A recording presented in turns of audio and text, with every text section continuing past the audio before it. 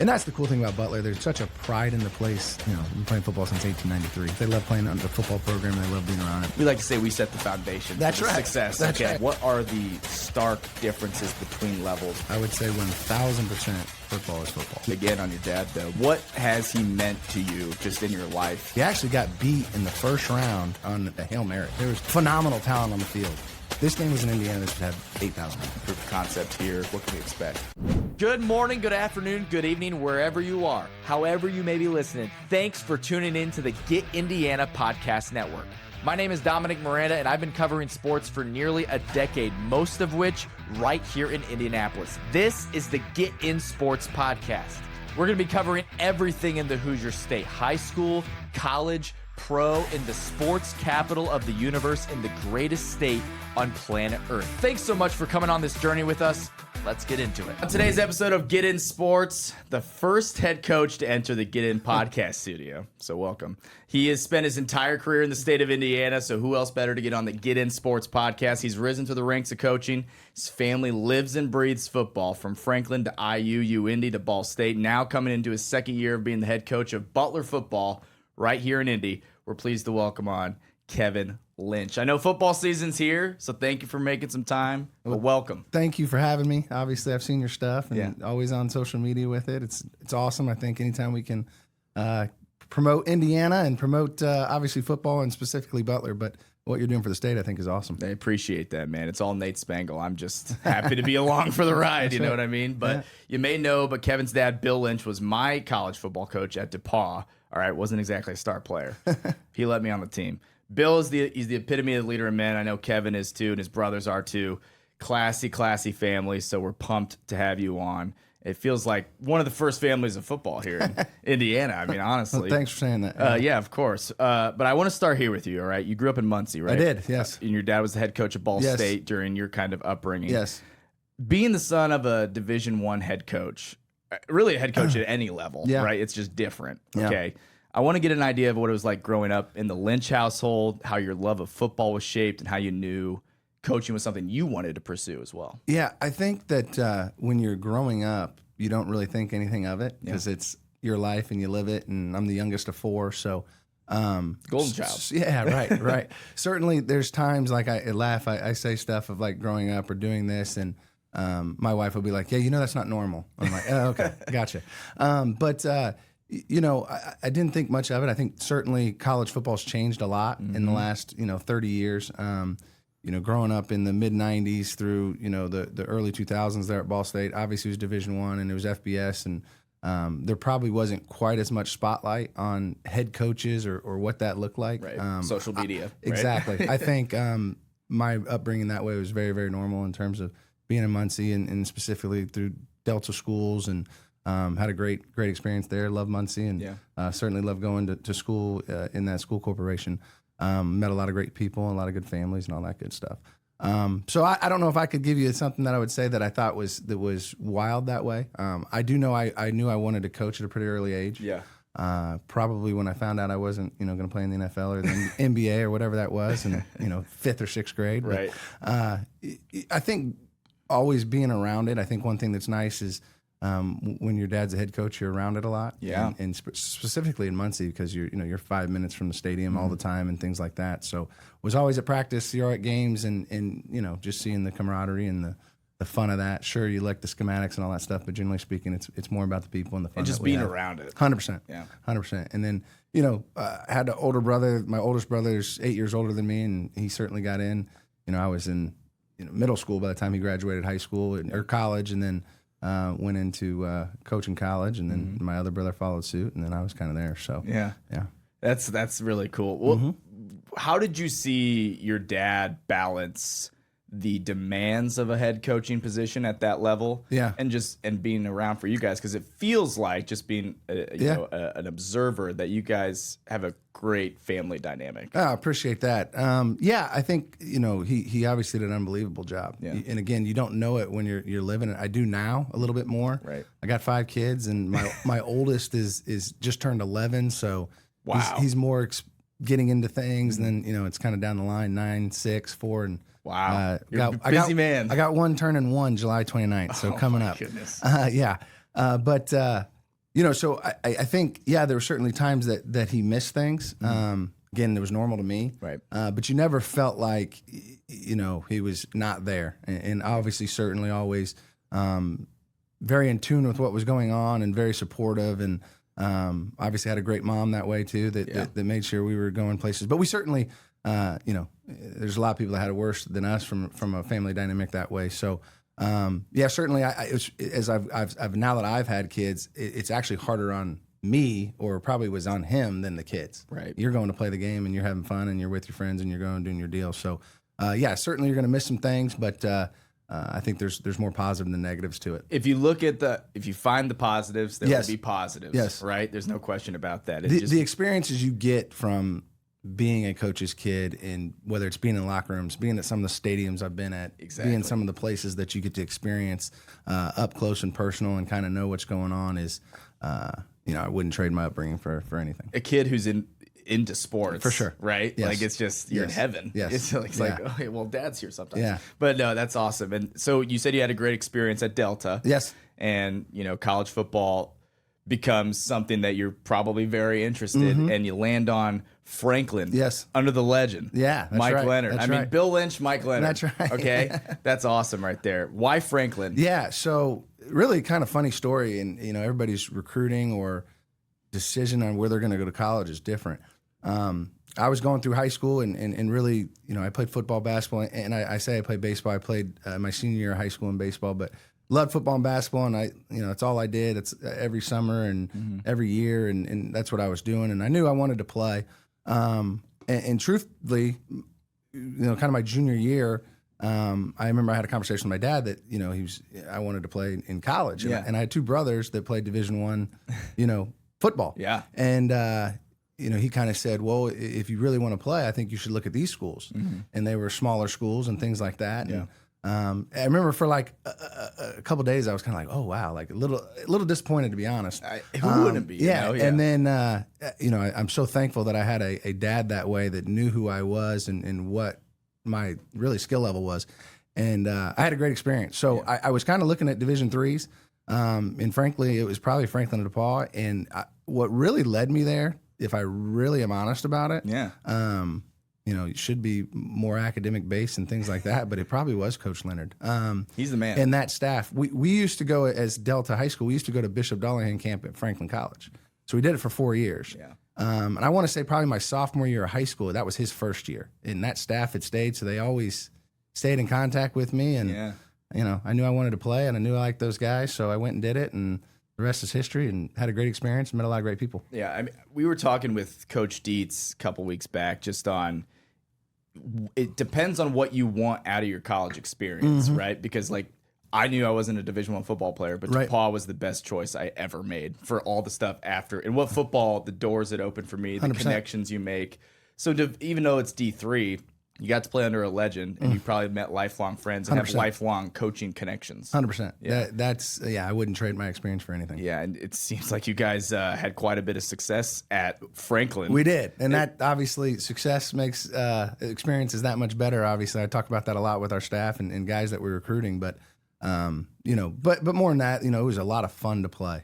You never felt like it was something that you had to do. Yeah. You went and practices were fun. Yeah. Certainly, everybody likes playing the games, but just the whole experience of it all was something I wouldn't trade. Not only just the people that you mentioned that you meet and the different things that happen because of football or playing sports in general, but football is always a little bit different just because it involves so many people, right? That make it that much more. It's fun, man. Yes. I wouldn't trade those relationships for anything. But 2008 senior season, 11-2, the D3 Elite 8, all right, ranked 8th in the country. I don't know if that was the final ranking. I don't know if you were higher actually than that. Maybe. No, I think that's probably about right. Okay, yeah.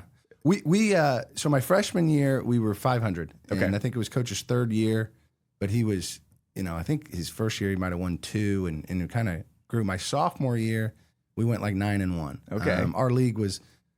For lack of a better word, probably whether it was just okay or wasn't looked at that high. We didn't make the playoffs, and certainly too at D3 at that time. I think it's changed a little bit. They've added some teams, but it was 32 teams that got in, and you know how many teams are in Division III. So to get an at-large bid, it was pretty much got to win your conference. Really hard. Yeah.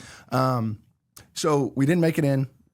we were obviously a really good team. The next year, we won the league, got in, and we actually got beat in the first round. We were a 4 seed on really a Hail Mary. It was like 30-yard pass, time expired. Oh, come on. By North Central College. Oh, okay. And that was kind of when they started getting good. Now they are like a dynasty now. So they weren't quite, okay. So then the following year, same thing. We go 9-1 in the regular season, and then we won the conference. We won our first round playoff game. We went to Otterbein and crushed them. And then we went to North Central College, who just beat us, and they were number 1 in the country. Yeah. It was like the first year Mount Union lost a conference game in like 20 years or whatever. Wild. So they weren't number 1 in the country, North Central was, and we beat them at their place, and that was cool. And then we lost in the quarterfinals. Who'd you lose to? Wheaton College. Really? Which, honestly, North Central had beat them.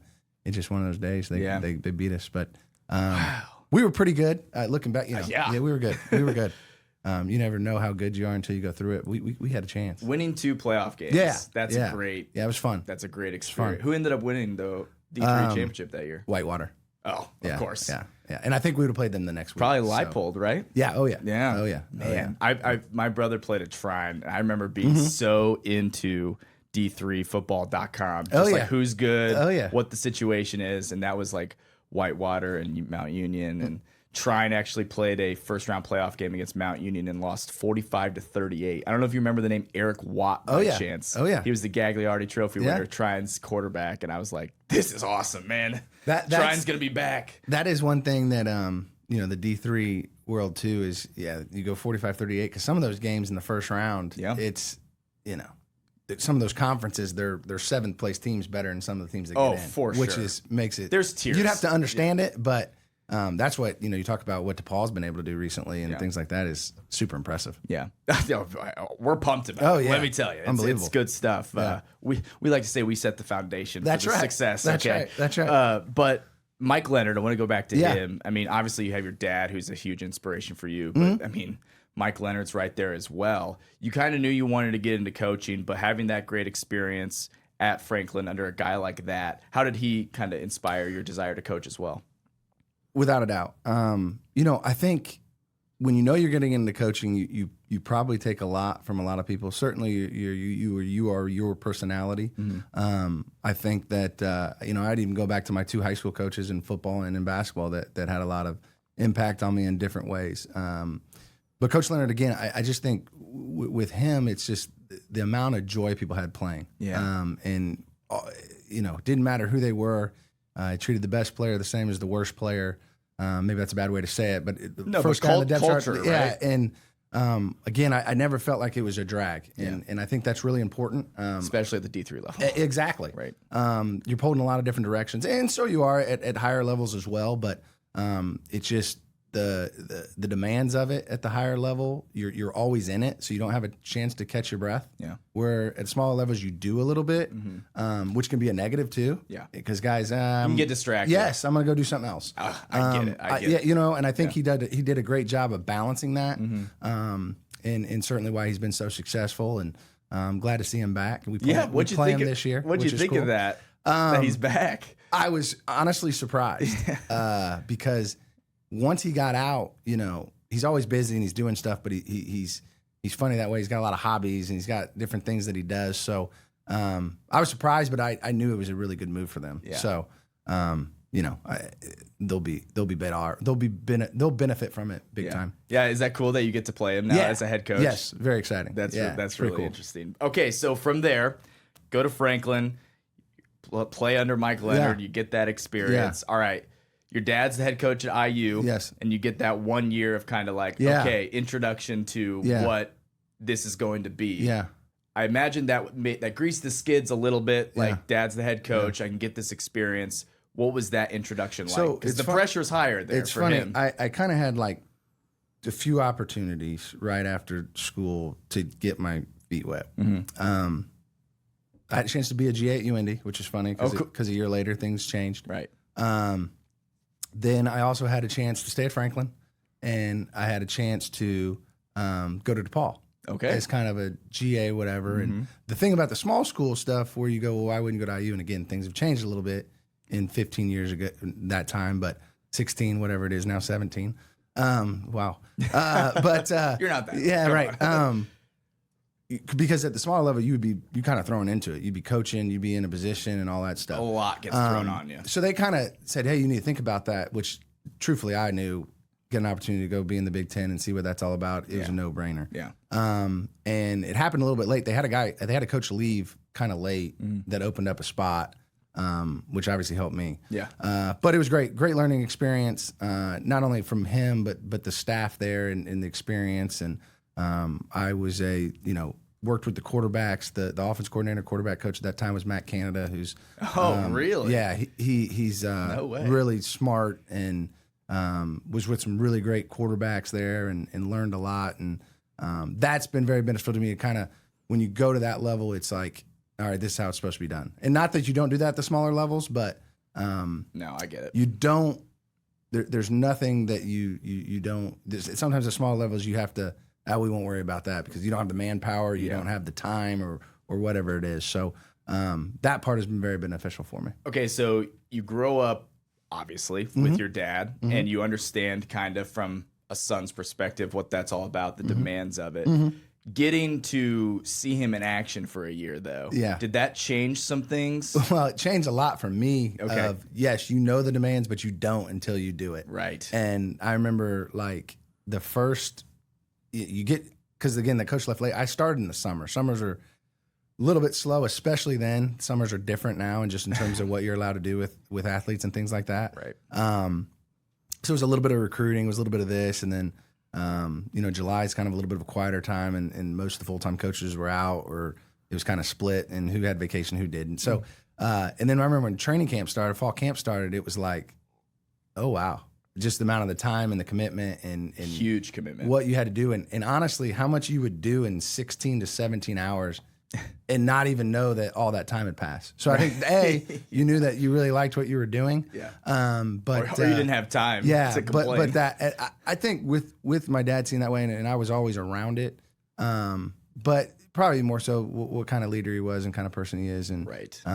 The respect he had in the building between coaches and players, and did a really good job of that without being demeaning or anything that way. Right. Always seeing them as people. That's 100%. What Coach Dietz said he learned most from your dad was like, they got to respect you before you demand something For of sure. them. You know what I mean? And I'm sure you've taken that. Yeah. in I your think, journey. again, it goes back to, it's not fake. You're just who you are. And certainly how he was raised that raised us and all that stuff. Yeah. What, just real quickly again on your dad though, what has he meant to you just in your life and your coaching career? Yeah, I'd be lying if I'd said that's not the guy I try to emulate the most in my life. Certainly one thing I think that he also is, always wants you to be your own person and get out there. But he's meant a lot. I think how I raise my kids are certainly kind of the foundation of our program and things like that. But more importantly, as a dad and a husband and things like that, that's probably more than anything. Yeah, absolutely. That's awesome stuff right there. We're big Bill Lynch fans on this podcast. But okay, so you. 1 year at IU, was there any sort of I got to go make my own path here? Sure. It was lucky, right? I mean, my dad was a head coach in at that time in the Big Ten, and then I had a brother that was coaching in the Big Ten, and then another brother that was coaching in the MAC. So like, I didn't have, when I say lucky, that doesn't mean you can be lucky, but you still got to be good when where your chance happens. Yeah. But why I say that is I think sometimes guys, and especially now, once they get those roles, they kind of just feel like they got to stay, and they never get to go coach. And I think that's really important. My dad's big thing with any of us at that time that were young and GAs, as soon as you get that opportunity, you got to go. Love that. And that was kind of means you're doing something right. That was kind of his philosophy to all of us, all the young guys and any guys that he's had through the years. It's a chance to go coach, and it's so true because you think and you might know X's and O's, you might know how to teach a specific skill set or position or whatever, but until you have to have true conversations with players and a freshman beats out a senior or something like that, until you have to experience that and go through that and meet people on the human level of it, it's a totally different job. far more than X's and O's. I was just going to say that. There's X's and O's, and then there's relationships. So right? 100%. Like, so when I got the chance at UIndy, Coach Bob Bartolomeo, who is awesome. You talk about a legend, and I take a lot from him in how to run a program as much as anybody. But he took over at UIndy in 2010, and they were a solid team, but a 500 team. And then, by our second year, we were really, really good. And then third year on, and they've been what they've been since. Yeah. So that experience of coaching was, invaluable, that I wouldn't trade. Now, would there be a time of like, there's things that are nicer in the Big Ten facility-wise or this or that, but the coaching piece of it. And again, going back to the people that I met there and was around, and whether it's players, coaches, et cetera. So that was really good, but I do believe that we're losing that a little bit right now because staffs have gotten so big. The opportunity to go coach and see if you can do it and have to do it, you're ready for so much more when other opportunities come down the line. Right. That's really interesting. Okay. So you definitely don't remember this, but you were at UIndy from 2010 to 2015. All right. So I graduated high school in 2015, and I tagged along on a recruiting trip with my buddy to UIndy, and you were his guy. Who was it? His name was Travis Bear. Okay. From Northwood High School. Yeah. I don't know if you remember, but I remember you specifically on the field because you guys were playing maybe like Grand Valley State. I could have been. Probably not in 15. But probably not then. Okay. Or like Hillsdale maybe? Yes. Does that sound right? For sure. Okay, so that might have been it. But I remember getting that, and Coach Bartolomeo had just had this aura about him. Yes. Short guy. Oh, yeah. But when he was talking to you, like, oh, yeah. Yes. You listened. Yes. You locked in. Oh, yeah. So I remember at your press conference at Butler when you got the job, you said he really taught you how to coach. Yes. Why is that? How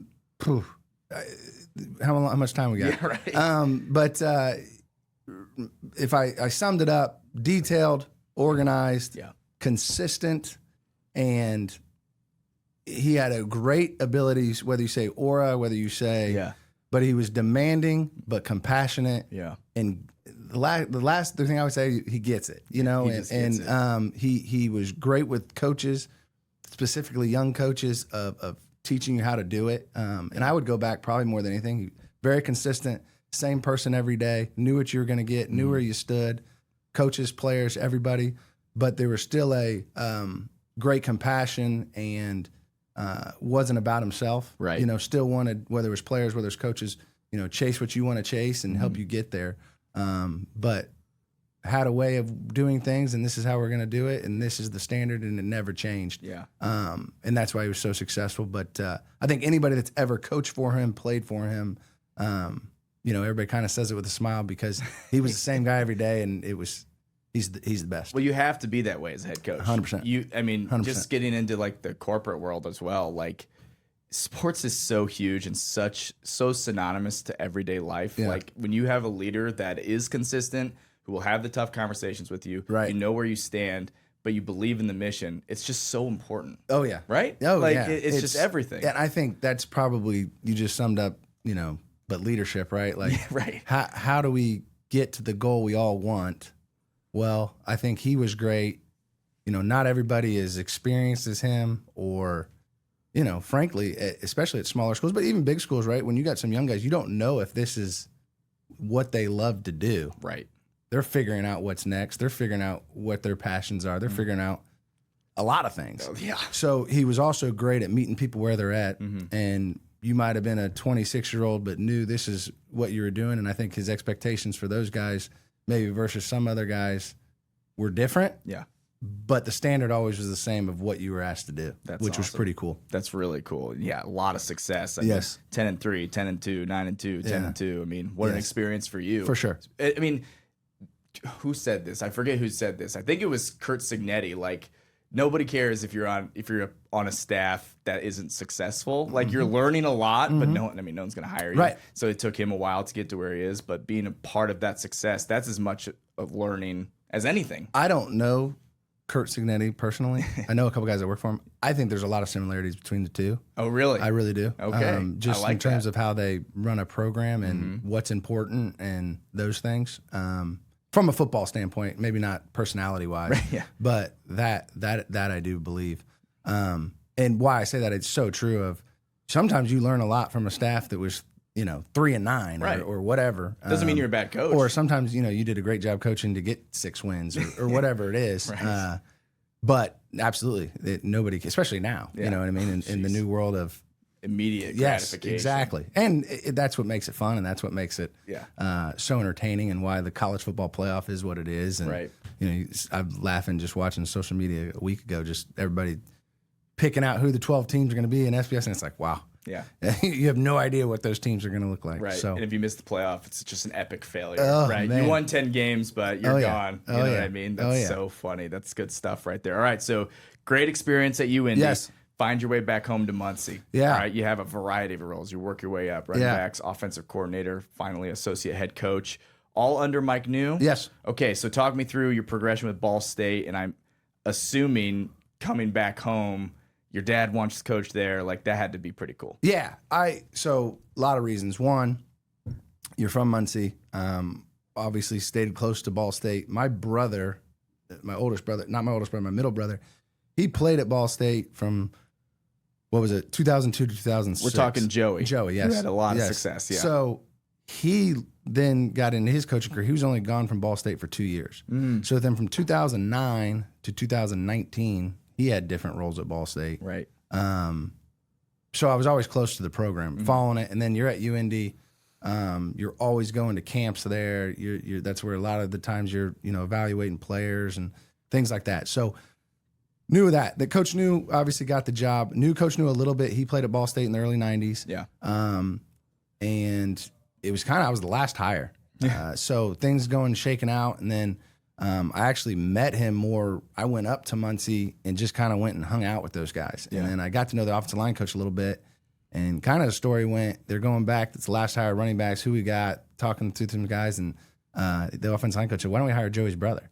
And my brother was like all for it. He didn't really promote it. And then Coach Neu was like, bring him in. Did a little interview. And an hour later, I had the job. So it was one of those things that was awesome. And then, you get lucky, and like I said, you got to be good when you get lucky. And learned a ton from Coach Neu. Offensively, it was awesome for me to get into more of a pro style. Right. He was coming from the New Orleans Saints with Sean Payton and obviously Drew Brees, and just you could pick his brain about things that were things I hadn't been exposed to yet. That has been really beneficial for me, specifically getting into this role. So, and then what I loved about Coach was, he was big on helping guys advance, and you had some turnover, and then when my brother did leave and went to Colorado State and was the OC there, Coach knew that I would be interested in it, but I had gotten more responsibilities through those couple years that I knew I'd have a good shot, and when that happened, I was obviously really, really grateful, and then next year we win the MAC championship, so that was pretty cool. That's awesome. What's calling plays like? It's probably not all that you think about, because certainly there's a gut to it, and you got to have a feel for it. But each team's different. Each game's different. Yeah.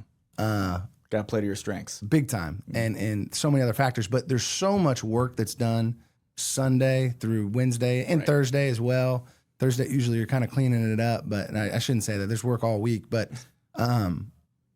generally speaking, at least I have such a good feel in the prep and the communication with staff and communication quarterbacks specifically of here's kind of what we're going to expect on 3rd and 4 to 6, 3rd and 7 to 10. Yeah. See, I love that. Just like situational football. Yeah. People don't understand. You have a set of plays for 3rd and 6. You have a set of plays for 3rd and 2. Yeah. What are we going to do on 1st down? Yeah. 4th. When do we go for it?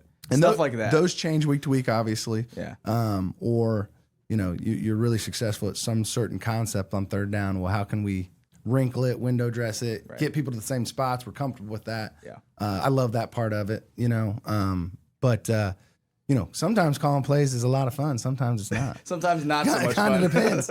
But no, I like it. And I tell you, I really like it as a head coach doing it 1 year, because you do feel like you have control of the whole game. Yeah. And I think that's beneficial. So you do call plays at Butler. I do. I like that. I love it. We were really, I thought, pretty good on defense, so you could play to that strength. Good kicking game. I knew we could really run the ball.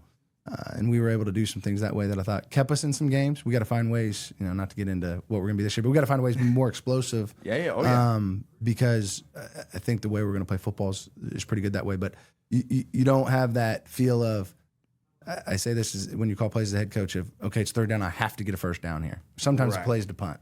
And see, that's hard for people to understand. It's hard when you're just the coordinator. Yeah. Especially when it's nowadays everything's stats. Yeah. Well, what were they on this? Well, did you win or lose? That's the bottom line. That's the bottom line. What do we feel about MACtion? Those Tuesday, Wednesday, Thursday games. Did you like that? I did. Okay. I grew to like it. Well, like anything.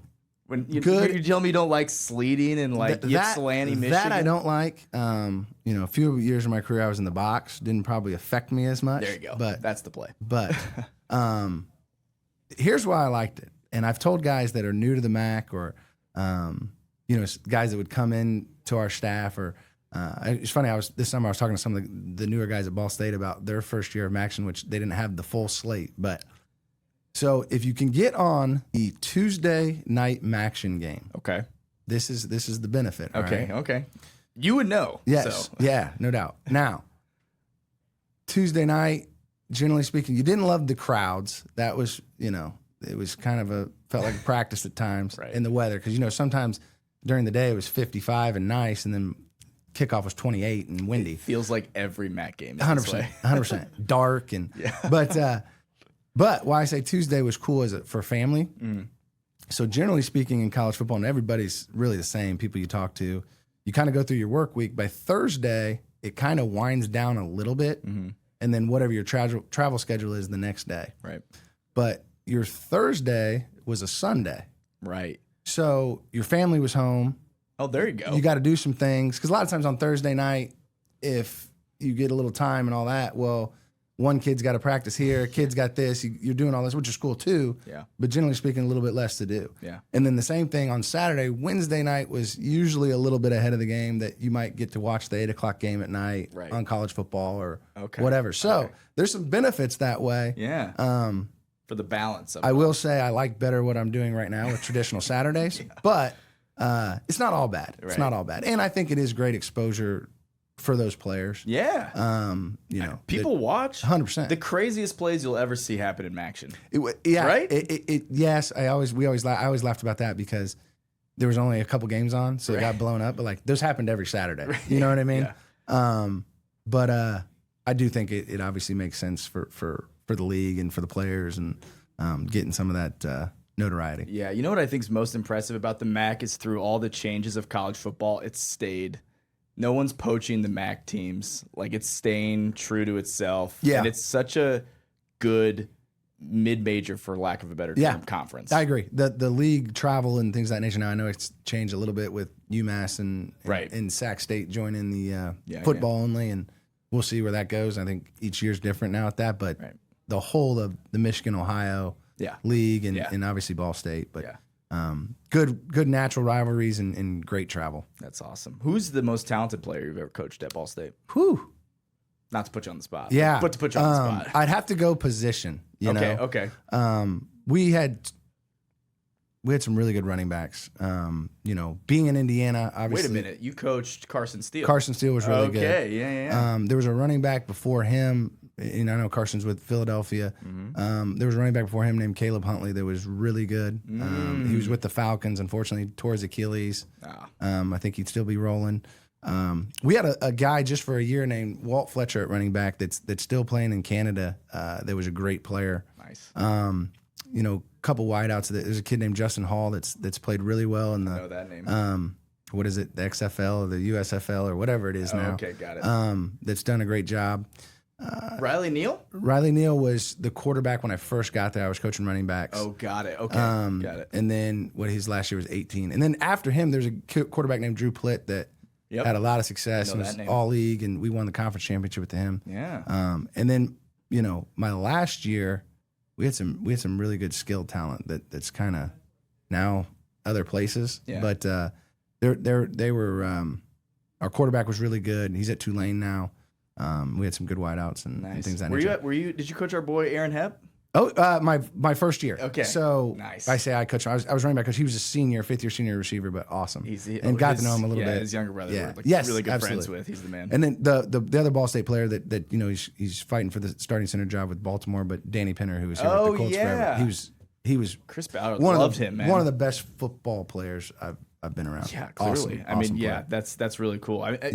People don't understand there's such good talent in that conference. I kind of went through the running backs and quarterbacks because I specifically coached them, but there's some really good defenders as well. That's cool. All right, great experience at Ball State. I imagine the goal for you was always to become a head coach at some point. Yeah. You kind of that clicks like I could do this. Yes. Butler becomes open. What was that experience like? Well, knew I wanted to be a head coach. Mm-hmm. I think a lot of people say they want to do that. It still has to make sense. Right. It has to make sense for a job that you have a good chance to, not a good chance, but you have a shot to get. You know some people. Yeah, right.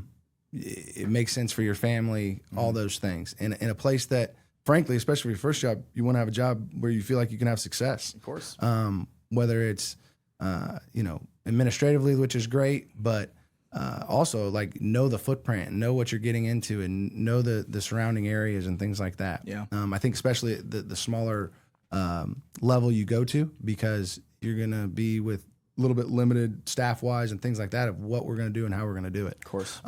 So certainly when Butler was open, it was strange, right? Because I was at Ball State. Butler head coach gets it, and it's like, okay, I want to try to get this job. Yeah. So I worked on it pretty quickly, and it happened really fast. But I was really excited to get the opportunity to interview, and then obviously things went well. So yeah. A place that I've always followed, obviously my history with Butler and my family's history, and not only did my dad play there and coach there, and that was his first head coaching job. Coach Bart's first head coaching job. No way. Yeah. So it was just written in the stars. Yeah, that part a little bit, and then I've had cousins go there. I've had different. A lot of people in my family have been around Butler, so I've always followed it. Knew a lot of the coaches from the staff that was just before me, but then the staff before that I knew really well as well, with some of the DePaul connection, Jeff Forrest. Of course, yeah. Knew a lot of those guys. So always followed Butler. Always saw him. Been in Indiana my whole time, so you see him at camps, and always thought the PFL was a really cool league. Yeah. Did that being such a prestigious academic institution play into it all? Sure. I think anytime you go to a school that has great notoriety like Butler, right. It's got a great reputation, not only in the Midwest but now nationally. Of course. Thanks, Brad Stevens. Yeah, exactly. Appreciate it. Yeah, no question. That it makes it exciting because you don't have to necessarily go in with a view book and sell this and this. Right. Certainly, you still have to sell, and you got to be a great salesman. But Butler has a great reputation, and you're going to recruit really good families, and you're not just recruiting the player. Yeah. It's a family decision, and it's a great investment in them. But you get a really good chance to meet people and get to know them, and know who you're getting. That in turn makes it a lot of fun to coach. Yeah, no question about it. It makes the recruiting pitch a lot easier. Yes, right. 100%. There's no question about that, and the type of kid you get. Yeah. And that's not to say other kids are like bad or anything. I'm just saying like Butler attracts a certain type of 100%. individual who's probably pretty diligent when it comes to football as well. Yes. Was it funny to you that you traded places with Coach U a little bit? Coaching's crazy. There's so many stories like that's probably happened. Yeah. But the other thing is, like, I had known Coach U really since I started, going back to a coaching clinic we did at Indiana, but he's really close. I mentioned Matt Canada, who I GA'd for. So did he, and then he worked with at different places. So we always kind of had cross paths, and I knew who he was, right? And knew some guys that worked for him and things like that. So he was very beneficial to me, helping me. Kind of course. We were passing each other on the way to work there for a little while, but and still it has been helpful that way, and certainly obviously anything I could have helped in Muncie would have for sure. Okay, so 1 year under your belt, mm-hmm. What surprised you about being a head coach? Because I don't want to say it's like baptism by fire, drink through a fire hose, because you've obviously had a long, successful coaching career. But I imagine there's some differences of being head coach. Yes. What stuck out to you? Nothing really football wise. Right. Certainly you have to make some in-game decisions. that you didn't as a coordinator. But when you're an offensive coordinator, sometimes you're more in tune to that because of clock management is generally what that comes down to. Now you're not necessarily making the decision whether we're going for it or whatever it is, but we've all kind of developed that philosophy by the time, I got an 11-year-old that thinks he could do that right now. Of course, we all do. Exactly. We all play video games. Okay. Exactly. So that part, certainly some differences, but not crazy. I would just say, and I don't mean this in a negative way at all, but how many people that you talk to on a daily basis that don't deal with football, but they have a direct effect to your program. You're the CEO, man. So how much time that you have to allot to some things that way? Yeah. That a lot I really like too. Right. Hey, goes back to people that you're meeting. Mm-hmm. Hey, how can this, make our program better? What opportunities does this give some of our players? Right. So things like that is cool, but that you definitely have to balance that a little bit. Yeah. And decide when you can do that, especially in season of I try not to do a lot of that on Monday or Tuesday. Yeah. Okay. So 6-6 first year, really. I'm looking at the schedule here. Yeah. Just like a lot of close games. Yes. Just within a possession or two. What can we expect this year? Or what, I guess, you're like, all right, I got my proof of concept here. What can I do here in 2026? What can we expect? Yeah, I think we'll be very similar to what we were. And you look at that record last year, that could have been 10-2, and it could have been 2-10. So how do you get over that hump? Football is such a fine line and such a situational game, and whether you say the ball bounces one way or not, but the preparation and learning from some of the things that we had shortcoming wise. Yeah. We're playing for first place in November and get beat by 1, get beat by a score here, get beat by 5 here, and it's turnover. Literally 1 point to Morehead State. Whether it's turnover margin, whether it's finishing some drives, we kick too many field goals in the red zone. So things easy you can point on paper, but how do you improve them? And obviously that's what we set out this spring, and then certainly get into fall camp when you truly have your roster and your team. So I'm really excited. I think we got really good leadership. We had good leadership last year too. You attract that at a place like Butler. But I always think that's cool about football too, like who's next, and you kind of seen that, who those guys are going to be. So very optimistic about what we have. I love our schedule. We have 7 home games. Nice. Which is, we had 5 last year. So big time. We got to capitalize on that for sure. But it's we got a good opportunity. Do you have success recruiting Indianapolis? We do. Yeah, I imagine. We had 13 from Central Indiana this year. Nice. In the freshman class, That's which awesome. Really proud of that. That's a big number. Yeah, it was. And it was a big freshman class, but we did a really good job, and we're going to continue to do that. And can't talk about the class of the next class yet, but we've already got a couple Central Indiana kids to say yes. So okay, cool. I'm pretty excited about that. That's awesome. Do you see, obviously, NIL transfer portals Yes. thing? I was interested to ask you. I just added this question this morning, actually, because I was thinking about it. Do you see like a cumulative push down effect, and how do those two things play a big role even at the FCS level?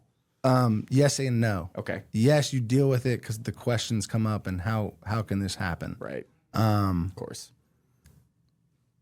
And no, from a standpoint of we're not necessarily actively, that's not going to be our number one selling of like, hey, we got this opportunity for you. Yeah. Come take it, but you might be recruiting somebody that had that at another school and looking for a different opportunity for whatever reason. So certainly it's there, and there's so much education that most people need on it. Yeah. And don't quite understand it.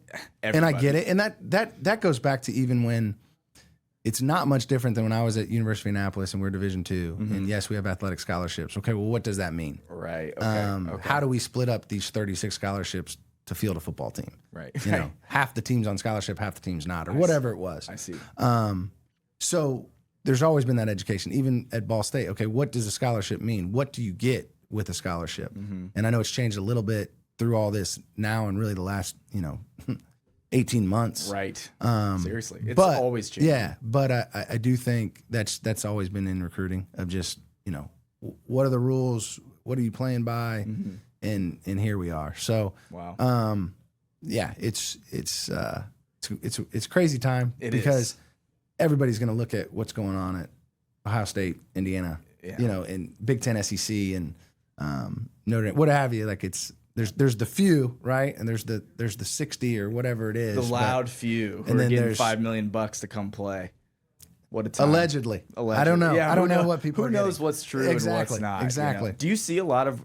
Well, I guess you've been there a year, but are you able to retain most of your guys, or is it truly a lot of roster turnover? You know, yeah, we're able to retain a lot. I thought It's funny, when I got there was a ton in the transfer portal. Yeah. And what I learned on that, and it'd be funny if I talked to those guys a year later, is where college athletics has gotten to, their coach left, took another job, and it was like, well, this is what we do. We get in the portal. Right. And it's like, no, you want to be at Butler. Right. Well, you came here for a reason. So like when I had those conversations and you're kind of re-recruiting or whatever, right, a lot of them, it was like, well, what are you looking for? Well, you got that right here. You know, so exactly. That part is a little bit different. Yeah. Because I don't think that was normal, you know. Yeah, we certainly, you know, we had, I think 5 guys that could have came back that got opportunities to go to grad school somewhere. Yeah. We only lost 1 underclassman that went and took a scholarship somewhere else. Okay. So not as bad as, you know, what I was kind of facing in the MAC. Right. I do think there'll be at some point this will balance out, you know, with some legislation and things like that. But well, we can hope. When does that happen? I don't know. Right. And I still think, you know, in a lot of things that are negative, there's a lot of positive what's going on for student athletes and players and things like that. But rebuilding the roster is the hardest thing right now. Is it's gone to revenue sharing. Is our roster has to get down to 105 players. I see. When I got there's 119. So didn't want to go in. You don't want to cut players. One, that have success. That's just not what I'm about. Is if you're doing the things the right way and things of that nature.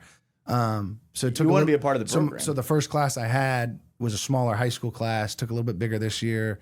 It'll kind of balance it out, but it's a 3 or 4 year process to get that right. I see. And football's so unique because in all sports, I don't want to speak that way, but you know, you need X amount of quarterbacks. You got to have X amount of O-line, X amount of D-line. It is unique to facilitate practice, facilitate everything. So, spent a lot of time on that, just of second guessing yourself on what's the best move and what's right. So, right. It's just such a weird time. Right. And it benefits people and some people. You know, I find it interesting. So many guys enter the transfer portal. Yes. And if you don't find a team, you're SOL kind of, right? Like, I mean, it stinks. It's not good. No. And you know, there was always transferring, right? Right. There was a lot of different rules about it, but so that part isn't always new. Like I can remember even back when I first started, like, all right, something happened on your roster and maybe you had a kid, you know, quit, or you had an injury, or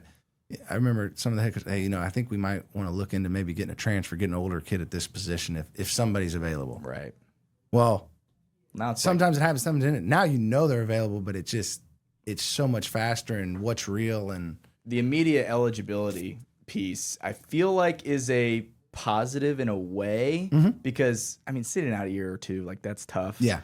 Just if the situation's better for you. Yes. But now it's like it changes the recruiting philosophy, especially at the highest levels. Yeah. Like, okay, we're going to recruit this, this, and this, but these positions we're going to take the transfer portal. Yeah. Right? Like, without it used to be a supplement. Now it's like we're banking on it. And I think it's program philosophy. Right. It is. That's why culture is so important. Of what you're going to do. And you're building teams a lot of times instead of programs. I'm lucky I don't have to do that. Exactly. I wondered if Butler was like insulated in that way.